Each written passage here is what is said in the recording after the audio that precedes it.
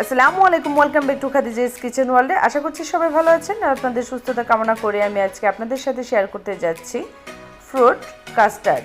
আর এই ফ্রুট কাস্টার্ডটা বানাতে আপনার পছন্দ মতো ফলগুলো নিয়ে নিতে পারেন, তবে যে ফলটা থেকে একটু বেশি পানি বের হয় সেই ফলটা না নেওয়াই ভালো। আমি এখানে নিয়েছি স্ট্রবেরি, আপেল, কলা, আরও নিয়েছি 2 ধরনের আঙ্গুর, একটা আনার, বাদাম আর ফ্রুটসটা কাটতে কাটতে বলে দিচ্ছি কিভাবে করে আপনারা ঘরে তৈরি করতে পারবেন কাস্টার্ড পাউডার। 1 কাপ চিনি আপনারা ব্লেন্ডার করে, তারপর half cup cornflour, half cup গুঁড়া দুধ এবং 1/4 চা চামচ অরেঞ্জ এসেন্স এবং 1/4 চা চামচ অরেঞ্জ কালার বা ফ্রুটস কালার এখানে ব্লেন্ডার করে আপনারা কাস্টার্ড পাউডারটা তৈরি করতে পারবেন। আবার কেউ চাইলে আমার মতো করে এভাবে বাজার থেকে কিনে এনে কাস্টার্ড পাউডারটা এখানে ব্যবহার করতে পারেন।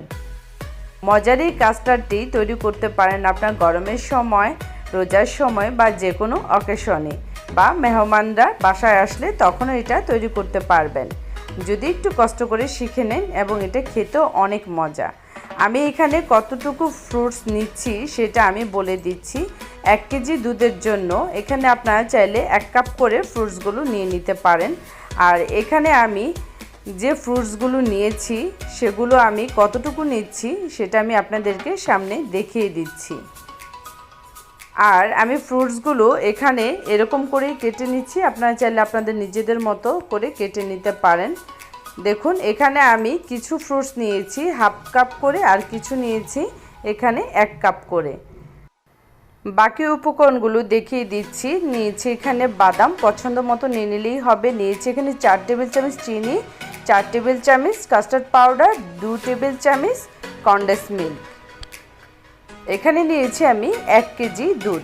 দুধটাকে আমি খুব বেশি ঘন করব না, একটা বলক এনে তারপর আমি বাকি উপকরণগুলো দিয়ে দিচ্ছি। কাস্টার্ডটা তৈরি করতে গেলে দুধটাকে খুব বেশি জাল দেওয়ার প্রয়োজন হয় না, সেখানে একটা বলক আসলে পরেই কিন্তু কাস্টার্ডটা তৈরি করা যায়।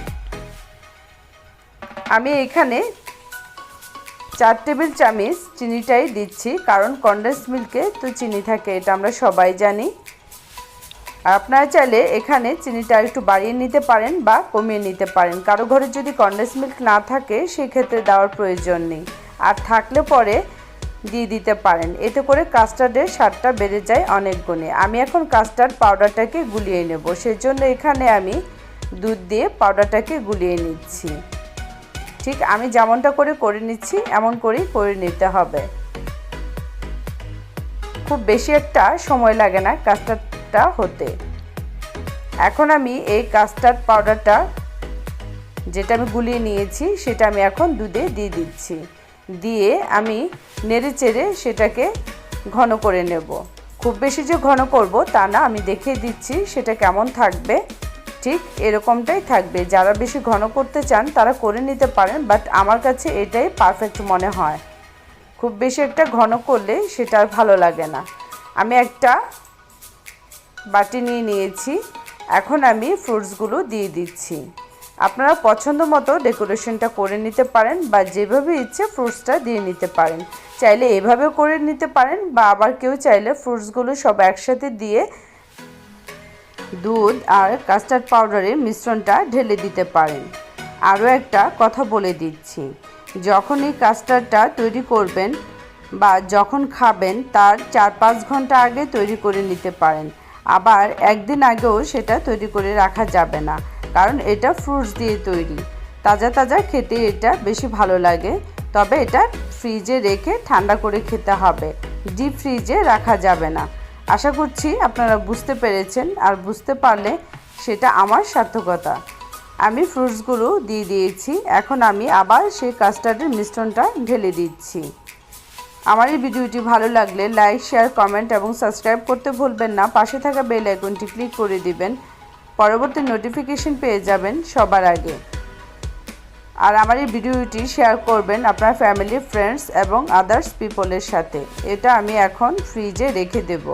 ঠান্ডা হওয়ার পর আমি আপনাদেরকে দেখিয়ে দিচ্ছি। আমি এখানে ব্যবহার করেছি স্বপ্নের কাস্টার্ড পাউডার। আপনারা চাইলে এখানে যে কোনো ব্র্যান্ডের কাস্টার্ড পাউডারটা নিয়ে নিতে পারেন। যে কোনো মুদি দোকানেই কিন্তু এই কাস্টার্ড পাউডারটা পাওয়া যায়, অনায়াসলি পেয়ে যাবেন। আপনাদের সুবিধার জন্য আমি আবারও উপকরণগুলো এক এক করে বলে দিচ্ছি। আমি দুধ নিয়েছি এখানে 1 লিটার, চিনি নিয়েছি 4 টেবিল চামচ, কাস্টার্ড পাউডার নিয়েছি 4 টেবিল চামচ, কনডেন্স মিল্ক নিয়েছি 2 টেবিল চামচ, ফ্রুট নিয়েছি এখানে ইচ্ছে মতো, কিন্তু খুব বেশি ফ্রুটস নিইনি। আপনারা যখন সেটা তৈরি করতে যাবেন নিজেরাই বুঝতে পারবেন এখানে কতটুকু ফ্রুটস নিতে হবে।